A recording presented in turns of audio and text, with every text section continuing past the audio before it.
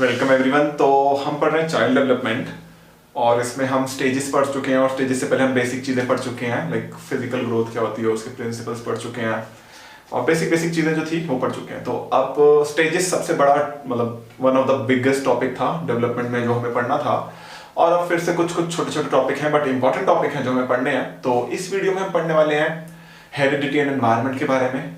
इस वीडियो में हम पढ़ने वाले हैं इश्यूज कौन कौन से हैं डेवलपमेंट से रिलेटेड। तो इसमें हम दो टॉपिक्स पढ़ने वाले हैं इस वीडियो में, एक है हेरिडिटी एंड एनवायरनमेंट और एक है इश्यूज रिलेटेड टू डेवलपमेंट। तो चलिए स्टार्ट करते हैं पढ़ना इन दोनों टॉपिक्स को। हाँ, तो एक टॉपिक हम पढ़ने वाले हैं हेरिडिटी एंड एनवायरनमेंट। तो पहले पढ़ते हैं हेरिडिटी एंड एनवायरनमेंट, इसके बारे में। हेरिडिटी एंड एनवायरनमेंट तो बहुत ही इंपॉर्टेंट टॉपिक है। मुझे नहीं लगता कि आज तक कोई भी ऐसा टीचिंग एग्जाम हुआ है जिसमें इससे रिलेटेड क्वेश्चंस ना आए हो। हेरिडिटी एंड एनवायरनमेंट में तो हर बार क्वेश्चन आता ही आता है। अब ये क्या है हेरिडिटी और क्या है एनवायरनमेंट, ये हमें बहुत अच्छे से समझना है और इनका डेवलपमेंट पे क्या कॉन्ट्रीब्यूशन है ये हमें समझना है। तो एक तरफ है हेरिडिटी, दूसरी तरफ है एनवायरनमेंट। क्या होते हैं ये हेरिडिटी एंड एनवायरनमेंट?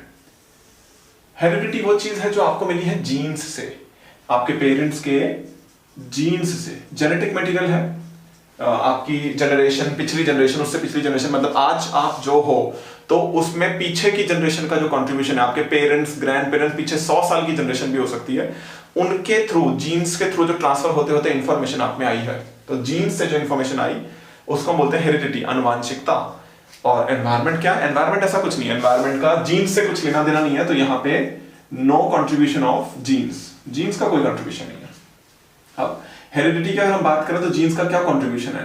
वो चीजें जो हमें क्लियरली दिखती हैं वो काफी हद तक हेरिडिटी की वजह से होती है। जैसे आपका स्किन का कलर, स्किन कलर, आपकी आंखों का रंग भी हो सकता है, आपकी हाइट हो सकती है, आपका बॉडी शेप हो सकता है, आप हेल्दी हो, लीन हो, ये सब। तो ये कुछ ऐसी चीजें जो ना हेरिडिटी से बहुत ज्यादा डिसाइड होती हैं। मतलब आंखों का रंग तो काफी हद तक हेरिडिटी से ही डिसाइड होता है। एनवायरनमेंट का इसमें कंट्रीब्यूशन बहुत कम होता है। ऐसी हाइट आपकी कितनी जाएगी, काफी हद तक ये हेरिडिटी से डिसाइडेड होता है। बट हेरिडिटी से सिर्फ ये चीजें डिसाइडेड नहीं होती, हेरिडिटी का ऑलमोस्ट हर चीज में कंट्रीब्यूशन है। 100% नहीं है बट है। जैसे कि आपकी इंटेलिजेंस की अगर मैं बात करूं तो वो हेरिडिटी की वजह से भी है। तो आप कह सकते हो हेरिडिटी आपकी इंटेलिजेंस में भी कंट्रीब्यूट करती है। हेरिडिटी इसमें भी कंट्रीब्यूट करती है कि आप कितने बहादुर हो, ब्रेव हो या डरपोक हो।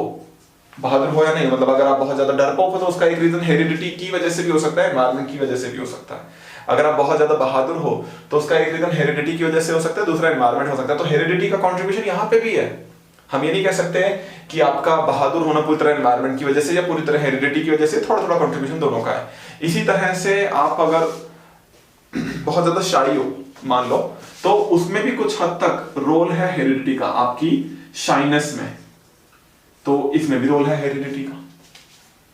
तो मतलब हेरिडिटी बहुत जगह आप में इफेक्ट डाल रही है। और ये है क्या? मेनली जीन्स की वजह से, आपके पेरेंट्स, ग्रैंड पेरेंट्स से जो आपको मिला, जीन्स के थ्रू जो मिला। अब एनवायरनमेंट की बात करें तो जीन्स नहीं है, मतलब जीन्स का कोई रोल नहीं है यहाँ पे। एनवायरनमेंट क्या है? एनवायरनमेंट है आप कैसी जगह पैदा हुए, आपका जन्म कैसी जगह हुआ, वो कौन सा देश था, तो आपका जहां पे आप पैदा हुए वहां पे आप रहे, तो आप ये कह सकते हो लोकेलिटी, जहां पे आप रहे। फिर आपकी स्कूलिंग कैसी जगह हुई, आपका स्कूल क्या था, वहां पे किस तरह की चीजें सिखाई जाती थी, वहां पे टीचर्स कैसे थे, टीचर्स के अलावा आपके फ्रेंड्स कौन रहे। फ्रेंड्स भी एनवायरनमेंट में आते हैं और फ्रेंड्स का इफेक्ट पड़ता है हमारे ऊपर। हमारे जिस तरह के फ्रेंड्स होते हैं उस तरह के हम बन जाते हैं। तो फ्रेंड्स कैसे थे आपके, टीचर्स ने किस तरह से व्यवहार किया, ये सब चीजें। फिर टीवी या मास मीडिया कह लो आप, ये भी एनवायरनमेंट का ही पार्ट है। तो ये सब चीजें एनवायरनमेंट, और इनमें से आपको पता है कुछ भी जीन्स से नहीं आ रहा है, इनका जीन से कुछ लेना देना नहीं है आप में। मतलब आपके आसपास के माहौल, आसपास हैं ये लोग, teachers, friends, TV, media, school, locality, और इनमें जो भी हो रहा है वो एनवायरनमेंट है। तो एनवायरनमेंट मेनली वो चीजें हैं जो कि जीन्स की वजह से नहीं है। हाँ, एनवायरनमेंट कंट्रीब्यूट हर जगह करता है। तो जैसे मैंने यहाँ पे बात करी हाइट पे तो नहीं, बट इंटेलिजेंस, ब्रेवनेस, शाइनेस, इन पे एनवायरनमेंट का भी कंट्रीब्यूशन है। तीनों पे इंटेलिजेंस जो है उसमें एनवायरनमेंट का कंट्रीब्यूशन है, एनवायरनमेंट का कंट्रीब्यूशन आपकी शाइनेस में भी है। तो ये एनवायरनमेंट की वजह से भी है। अब हेरिडिटी और एनवायरनमेंट को अगर हम समझें तो दोनों ऐसी चीजें हैं जो जिनसे आप घिरे हुए हो, मतलब आपके ऊपर प्रभाव पड़ना ही पड़ना है। तो आपकी हेरिडिटी में जो चीजें आई, पेरेंट्स से, ग्रैंड पेरेंट्स से आई, और उनके ऊपर उनका प्रभाव आपके ऊपर पड़ेगा ही पड़ेगा, उससे आप बच नहीं सकते। इसी तरह से एनवायरनमेंट है, तो आपके ऊपर इन सब का प्रभाव भी पड़ेगा। ये चीजें आई और आपके ऊपर प्रभाव डाला इन्होंने, और आप इनसे बच नहीं सकते। एनवायरनमेंट में जो स्कूलिंग है, टीचर्स कैसे हैं, फ्रेंड्स कैसे हैं, टीवी में क्या सीरियल देख रहे हो, ये सब आपके ऊपर प्रभाव डाल रहे हैं। बट ये प्रभाव कैसे डालते हैं, ध्यान से देखिए। ये जो हेरिडिटी वाली चीजें हैं, ये ना फिक्स है, इनको बदला नहीं जा सकता। मतलब हेरिडिटी वाली चीजों की अगर मैं बात करूं तो दीज थिंग्स आर फिक्स्ड। आपकी आंखों का रंग, स्किन का कलर वो फिक्स है, वो ऐसे चेंज नहीं होता है। उसके पीछे वजह होती है, मतलब अपने आप चेंज नहीं होता है। इसी तरह से आपकी हाइट कितनी जानी थी वो पहले से फिक्स है, उसको बदला नहीं जा सकता, और वो आपके पेरेंट्स से, जीन से आया है। दूसरी तरफ एनवायरनमेंट एक ऐसी चीज है जो फिक्स नहीं है, नॉट फिक्स्ड। ये ऐसी चीजें हैं जो बदलती रहती हैं, पल पल बदलती रहती हैं, कभी भी बदलती रहती हैं। तो एनवायरनमेंट वाली चीजें फिक्स नहीं है, हेरिडिटी वाली चीजें फिक्स हैं। एनवायरनमेंट कभी भी बदल सकता है। जैसे आप आज जहां पे भी रह रहे हो, मान लो बड़ी पीसफुल सी जगह है और वहां पे भूकंप आ जाए, तो पूरी की पूरे मतलब गांव के गांव, शहर के शहर गायब हो जाते हैं भूकंप आने पे। तो वो एनवायरनमेंट है, हमें पता नहीं है कि कब क्या हो जाए। दूसरी तरफ हेरिडिटी में सब कुछ फिक्स है, वो ऐसे अचानक से चेंज नहीं होता। तो इसलिए हेरिडिटी को कहा जाता है ये स्टैटिक है, ये स्थिर है। तो हेरिडिटी क्या है? स्टैटिक, स्थिर। और एनवायरनमेंट क्या है? ये स्थिर नहीं है, ये है डायनामिक, परिवर्तनशील। इसमें बदलाव आता रहेगा, चीजें बदलती रहेंगी, कभी भी बदल सकती हैं, कुछ भी फिक्स नहीं है। अब क्योंकि ये फिक्स है तो इसको प्रिडिक्ट किया जा सकता है, हेरिडिटी वाले पार्ट को। जैसे दो लोग हैं, मदर फादर पेरेंट्स, और वो दोनों जो है थोड़े डार्क कॉम्प्लेक्शन के, मतलब उनका रंग सांवला है या काला है मान लीजिए, तो उनका बच्चा गोरा नहीं हो सकता, ये चीज हम प्रिडिक्ट कर सकते हैं।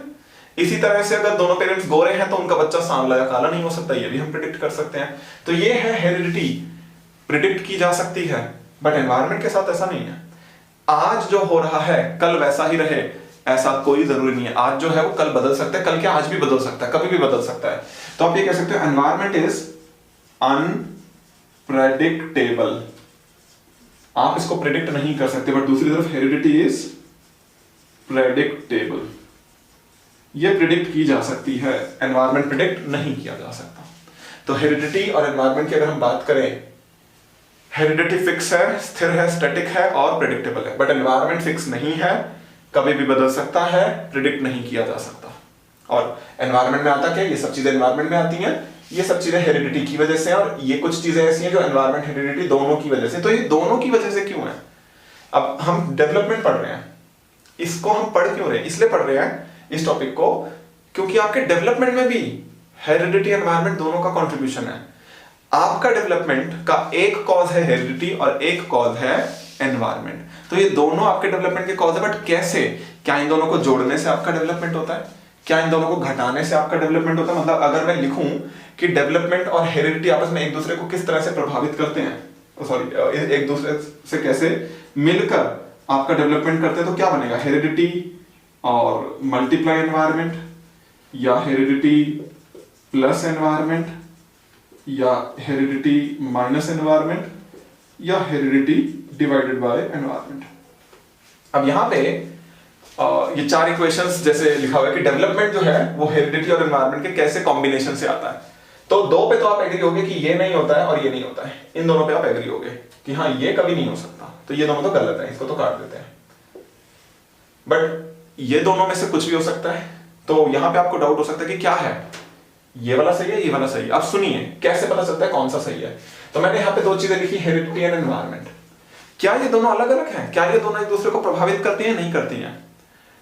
जब भी दो चीजें हों और वो दोनों बिल्कुल अलग अलग हों और दोनों को एक दूसरे को प्रभावित ना करती हो, तब तो हम उन दोनों को जोड़ के रिजल्ट बता देते हैं। जैसे कि हेरिडिटी और एनवायरनमेंट अगर बिल्कुल आइसोलेटेड होते, अलग अलग एक दूसरे को प्रभावित नहीं करते, तब हम बोलते हैं कि डेवलपमेंट हेरिडिटी और एनवायरनमेंट के जोड़ने से आता है। तो हेरिडिटी को जोड़ा एनवायरनमेंट में और डेवलपमेंट हो गया। बट ऐसा हो नहीं रहा ना, ये भी गलत है। क्यों गलत है? क्योंकि वैसे तो हम कह रहे हैं कि हेरिडिटी चेंज नहीं होती, एनवायरनमेंट चेंज होता रहता है, बट ये जो चेंज नहीं होना है होना है, ये एक दूसरे पर डिपेंड करता है।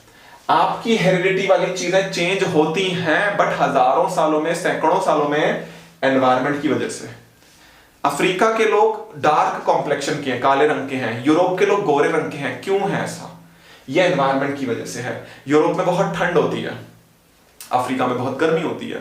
तो अगर ऐसा हो कि यूरोप के लोग अफ्रीका आकर रहना शुरू कर दे, तो ऐसा मतलब होगा कुछ सालों बाद, कुछ साल मतलब कुछ जनरेशन बाद, 500 साल बाद ऐसा होगा कि वो जो यूरोप से गोरे लोग आकर अफ्रीका में बसे थे, उनकी जनरेशन धीरे धीरे सांवली हो गई है। ऐसा होगा और ऐसा होता है। तो एनवायरनमेंट की वजह से आपकी हेरिडिटी चेंज होती है। तो धीरे धीरे करके टाइम के साथ वो चीजें बदल जाएंगी। ऐसे जहां के लोग लंबे या छोटे हाइट के होते हैं, तो वो कहीं और जाके रहना शुरू करें, तो 10-15 जनरेशन बाद ऐसा होगा कि वो जो डिफरेंस था, हाइट छोटी थी और वो दूसरी जगह जाके रहने लगे, तो हाइट थोड़ी थोड़ी बढ़ सकती है। उल्टा भी हो सकता है, हाइट कम भी हो सकती है। तो ये चीजें डिपेंड करती है किस पे? एनवायरनमेंट पे। बट ये एक जनरेशन में चेंज नहीं आता, 10-15 जनरेशन में चेंज आता है, 500 सालों में चेंज आता है, बट चेंज आता है। इसी तरह से आपकी हेरिडिटी आपके एनवायरनमेंट पे अपना इफेक्ट डालती है। वो कैसे डालती है? मान लो हेरिडिटी की वजह से आप थोड़े से शाई हो, थोड़े से। अब क्योंकि आप शाई हो तो क्या होगा? आप ज्यादा लोगों से घुलोगे मिलोगे नहीं, है ना? ज्यादा लोगों से घुलोगे मिलोगे नहीं, तो आप अपना एनवायरनमेंट कैसा बना रहे हो? आइसोलेटेड सा। तो आप मिली कम लोगों से, आपके एनवायरनमेंट में है ही कम लोग, तो और ज्यादा बढ़ जाएगी शाइनेस। तो था वो हेरिडिटी में थोड़ा सा, एनवायरनमेंट आपने वैसा बनाया, वो बढ़ गया। तो यहां पे हमें ये समझना है कि हेरिडिटी एनवायरनमेंट एक दूसरे को प्रभावित करते हैं, और जब दो चीजें एक दूसरे को प्रभावित करती हैं तो उन दोनों को मल्टीप्लाई करके लिखा जाता है रिजल्ट। तो डेवलपमेंट हेरिडिटी और एनवायरनमेंट को गुणा करने से आता है। यह है सही स्टेटमेंट। बाकी तीनों स्टेटमेंट गलत है, तो मैं उनको मिटा देता हूं। तो सही स्टेटमेंट तो सी वाली है कि डेवलपमेंट हेरिडिटी और एनवायरनमेंट को मल्टीप्लाई करने से आता है। अब ध्यान से देखो इस इक्वेशन को। इसको अगर मैं वर्ड्स में कहना चाहूं तो मैं कैसे कहूंगा? Development is the result of interaction between heredity and environment. कि विकास जो है आनुवांशिकता और परिवेश की अंतः क्रिया का परिणाम है। तो यहां पे सबसे इंपॉर्टेंट वर्ड जो है वो है इंटरैक्शन। डेवलपमेंट हेरिडिटी और एनवायरनमेंट के इंटरैक्शन होता है, तो सबसे इंपॉर्टेंट वर्ड है इंटरैक्शन।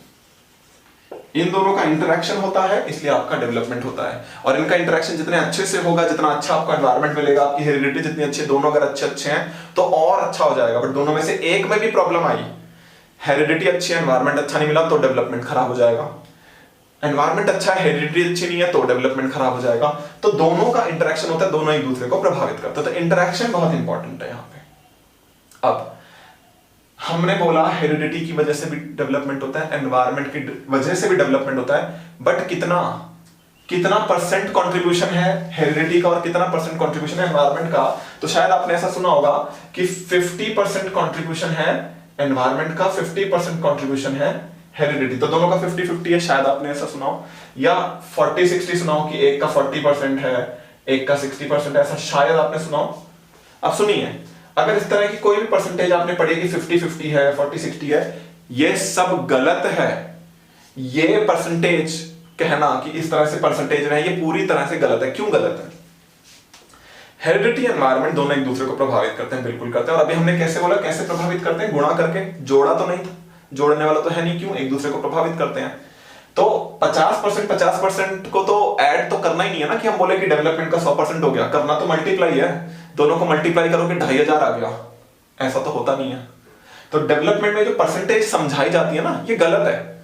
इसको परसेंटेज से कभी समझा नहीं जा सकता। उसके पीछे रीजन सुनो। पहला रीजन, ये 50-50% कहा इसलिए नहीं जा सकता क्योंकि हेरिडिटी का कंट्रीब्यूशन और एनवायरनमेंट का कंट्रीब्यूशन मेजर नहीं किया जा सकता, इसको नापा नहीं जा सकता, इसको मापा नहीं जा सकता। ये हाइट नहीं है कि आप सेंटीमीटर में, इंच में, फुट में नाप लोगे।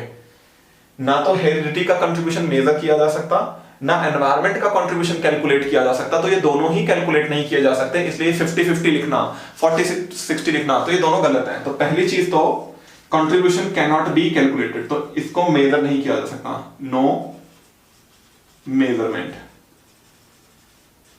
ठीक है? तो इनको मेजर आप कर नहीं सकते, पहली चीज। दूसरा, जो कंट्रीब्यूशन हम कह रहे हैं 50-50, 40-60, ये ना चेंज होता है। मतलब अगर आप इसको परसेंटेज में लिखो भी तो भी ऐसा नहीं कि पूरी लाइफ टाइम 50-50 रहेगा, ऐसा नहीं होता है। ये कंट्रीब्यूशन चेंज होता है। पहले तो मेजर ही नहीं किया जा सकता, और फिर अगर कर भी रहे हो, मान लो कर लो, तो ये चेंज हो रहा है। कैसे चेंज हो रहा है? आपकी लाइफ में अलग अलग जगह पे अलग अलग कंट्रीब्यूशन है हेरिडिटी का और एनवायरनमेंट का। कहां कहां पे अलग है? आपकी लाइफ की अलग अलग स्टेजेस में अलग है, तो ये जो डिफरेंस आता है ये स्टेजेस की वजह से आता है। एग्जांपल लेते हैं, अभी पीछे हमने स्टेजेस पढ़ी, तो आप मुझे बताओ जिस एज में आप अभी हो वहां पे आपको दिख भी रहा होगा इन दोनों में से किसका कंट्रीब्यूशन ज्यादा है। आप अपना लॉजिक लगाओगे और मैक्सिमम यही लोग कहेंगे एनवायरनमेंट का ज्यादा है। सही है, इस टाइम आपके ऊपर एनवायरनमेंट का इफेक्ट आपको ज्यादा दिख रहा है और वो सही भी है। बट जब आप पैदा नहीं हुए थे, जब आप न्यू मतलब अभी आप बन रहे थे, गर्भ के अंदर थे, उस टाइम आपके ऊपर किसका कंट्रीब्यूशन ज्यादा था? आप लोग सब कॉमन सेंस से सोच सकते हो उस टाइम हेरिडिटी का कंट्रीब्यूशन ज्यादा था। तो डेवलपमेंट की हर स्टेज पे ना एनवायरनमेंट और हेरिडिटी का कंट्रीब्यूशन घटता बढ़ता रहता है। मतलब आज जिस स्टेज पे आप हो, मान लो एनवायरनमेंट का ज्यादा हेरिडिटी का कम है, और अगली स्टेज में उल्टा हो सकता है। ठीक है, तो ये चीजें बदलती रहती हैं, हेरिडिटी का कम एनवायरनमेंट का ज्यादा, हेरिडिटी का ज्यादा एनवायरनमेंट का कम, ये घटता बढ़ता रहता है हर स्टेज में। तो पहला डिफरेंस तो यहीं पे आ गया। तो 50-50 फिक्स करना गलत है। मान लो परसेंटेज में कैलकुलेट कर भी सकते तो भी गलत है, क्योंकि वो चेंज होता रहता है स्टेजेस के अकॉर्डिंग। दूसरी चीज जिससे वो चेंज होता है, वो चेंज होता है डोमेन्स में। मीनिंग हमने डोमेन्स ऑफ डेवलपमेंट भी पढ़ी है, physical development, cognitive development, social emotional development. तो मान लो मैं एक इंसान हूं, मान के लो हुई मैं एक इंसान हूं, तो उसकी डोमेन्स लेते हैं हम। तो मेरा फिजिकल डेवलपमेंट हुआ, मेरा कॉग्निटिव डेवलपमेंट हुआ, मेरा सोशल इमोशनल डेवलपमेंट हुआ। तो ऐसा हो सकता है कि मेरा जो फिजिकल डेवलपमेंट है उसमें हेरिडिटी का कंट्रीब्यूशन ज्यादा है, और मेरा जो कॉग्निटिव डेवलपमेंट है उसमें एनवायरनमेंट का कंट्रीब्यूशन ज्यादा। तो मेरी लाइफ में, एक इंडिविजुअल की लाइफ में अलग अलग डोमेन्स में कंट्रीब्यूशन किसी एक का ज्यादा और दूसरे का कम है। तो फिजिकल डेवलपमेंट में मेरा हेरिडिटी का ज्यादा है, एनवायरनमेंट का कम है, और कॉग्निटिव की बात करें तो हेरिडिटी का कम है, एनवायरनमेंट का ज्यादा है। तो ये तो चेंज होता रहता है डोमेन्स में भी। फिर ये तो मैंने एक इंडिविजुअल के लिए लिया था। अब अगर मैं दो इंडिविजुअल की बात करूं और सेम डोमेन की बात करूं, तो इंडिविजुअल टू इंडिविजुअल भी वेरी करता है। तो दो इंडिविजुअल लेते हैं, एक मैं एक आप, हम दोनों के फिजिकल डेवलपमेंट की बात करते हैं, और मान लो हम परसेंटेज में कैलकुलेट कर सकते हैं। ठीक है, तो मेरे फिजिकल डेवलपमेंट में मान लेते हैं हेरिडिटी का कंट्रीब्यूशन है 50%। जरूरी नहीं है कि आपका भी 50 हो, आपका 57 हो सकता है, आपका 43 हो सकता है, कुछ भी हो सकता है। तो मेरा अगर 50% है हेरिडिटी का कंट्रीब्यूशन, तो आपका 50 हो ऐसा जरूरी नहीं है। ये हर इंसान के लिए भी अलग अलग है। क्यों? हर इंसान का एनवायरनमेंट अलग है, हर इंसान की हेरिडिटी अलग है। तो आपकी हेरिडिटी या आपका एनवायरनमेंट मेरी हेरिडिटी और मेरे एनवायरनमेंट से अलग है, तो दोनों के लिए परसेंटेज अलग अलग हो जाएगी। अगर मैं परसेंटेज में लिख भी दूं, वैसे तो लिख ही नहीं सकते, बट अगर मैं लिख भी दूं तो भी अलग अलग होगी।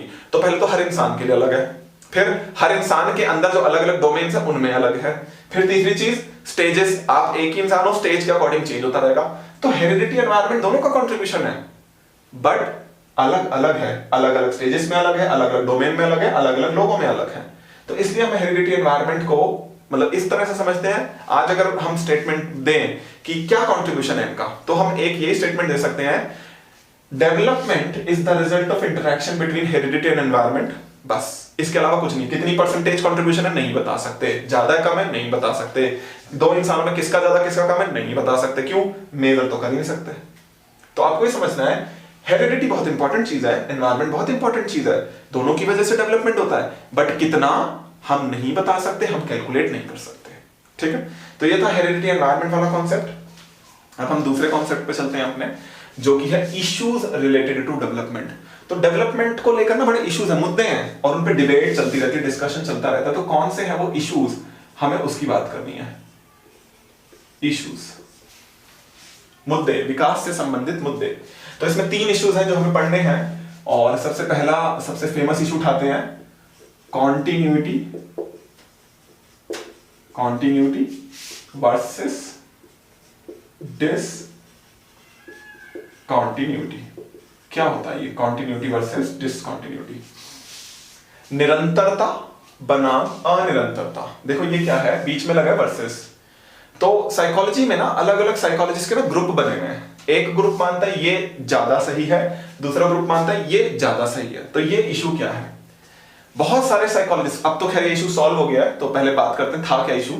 पहले बहुत सारे साइकोलॉजिस्ट जो कि मानते थे कि डेवलपमेंट एक कॉन्टिन्यूअस प्रोसेस है, बट बहुत सारे मानते थे नहीं, डेवलपमेंट तो एक डिसकंटिन्यूअस प्रोसेस है। तो अलग अलग साइकोलॉजिस्ट के ग्रुप्स बने हुए थे, कुछ का मानना था कॉन्टिन्यूअस, कुछ का मानना था डिसकंटिन्यूअस। अब मैं आपको कुछ नाम बताता हूं कौन क्या मानता था। पियाजे आता था यहाँ पे डिसकंटिन्यूटी में। हर वो साइकोलॉजिस्ट जिसने दी है अपनी थ्योरी में स्टेजेस, वो यहाँ पे आता था। स्टेजेस वाले साइकोलॉजिस्ट सारे मानते थे कि डेवलपमेंट डिसकंटिन्यूअस प्रोसेस है, जिसमें बड़ा फेमस था पियाजे, आप सबको नाम पता है। पियाजे के अलावा कोहलबर्ग, जिनकी इन सब की हम थ्योरीज पढ़ेंगे, इसके अलावा फ्रॉइड, इसके अलावा एरिक्सन। तो ये सब वो लोग थे जो मानते थे कि डेवलपमेंट ना डिसकंटिन्यूअस प्रोसेस और स्टेजेस में होता है, बट सब ऐसा नहीं मानते थे। कुछ लोग मानते थे कि डेवलपमेंट कॉन्टिन्यूअस प्रोसेस और ये स्टेजेस में नहीं होता, तो कोई स्टेजेस नहीं होती, नो स्टेजेस। और ऐसा मानने वाला कौन था? सबसे फेमस है इनमें वाइगॉत्स्की। आज तो हमें पता है कि डेवलपमेंट कॉन्टिन्यूअस प्रोसेस है, बट पहले ये वाले लोगों की जो लॉबी थी, ये वाले लोगों का जो ग्रुप था वो ज्यादा स्ट्रॉन्ग था। पहले यही माना जाता था डेवलपमेंट तो डिसकंटिन्यूअस प्रोसेस है, स्टेजेस में होता है। पियाजे, कोहलबर्ग, फ्रॉइड, एरिक्सन बड़े फेमस थे। और रिसर्च हुई तो निकल के आया कि भाई डेवलपमेंट तो कॉन्टिन्यूअस होता है। हमें लग सकता है कि डेवलपमेंट स्टेजेस में होता है, बट एक्चुअली ऐसा नहीं होता। हर रोज थोड़ा थोड़ा चेंज आता है, अचानक से चेंज नहीं आता। ये लोग मानते थे चेंज अचानक से आता है, इसलिए स्टेजेस दी उन्होंने। वाइगॉत्स्की मानता था नहीं, चेंज तो हर रोज थोड़ा थोड़ा आता है, इसलिए उसने स्टेजेस नहीं दी। उसने बोला ये तो कॉन्टिन्यूअस ग्राफ बनेगा। अगर मैं इसको ग्राफ प्लॉट करूं डेवलपमेंट का टाइम के साथ, तो ये है डेवलपमेंट और ये है टाइम, तो इसके अकॉर्डिंग ग्राफ ऐसा बनेगा। बट अगर मैं इन लोगों के अकॉर्डिंग ग्राफ प्लॉट करूं टाइम का डेवलपमेंट के साथ, तो इन्होंने जितनी स्टेजेस दिए उतने बार बनेंगे। जैसे मैं फ्रॉइड का एग्जांपल ले लेता हूं। फ्रॉइड ने दिए 5 स्टेजेस, तो 5 बार बनेंगे। एक पहली स्टेज, ये दूसरी स्टेज, ये तीसरी स्टेज, ये चौथी स्टेज, ये 5वीं स्टेज। तो फ्रॉइड के अकॉर्डिंग डेवलपमेंट का ग्राफ ऐसा बनेगा, वाइगॉत्स्की के अकॉर्डिंग डेवलपमेंट का ग्राफ ऐसा बनेगा। और सारे वो साइकोलॉजिस्ट जो मानते हैं डेवलपमेंट कॉन्टिन्यूअस प्रोसेस है, सबके अकॉर्डिंग ग्राफ ऐसा बनेगा।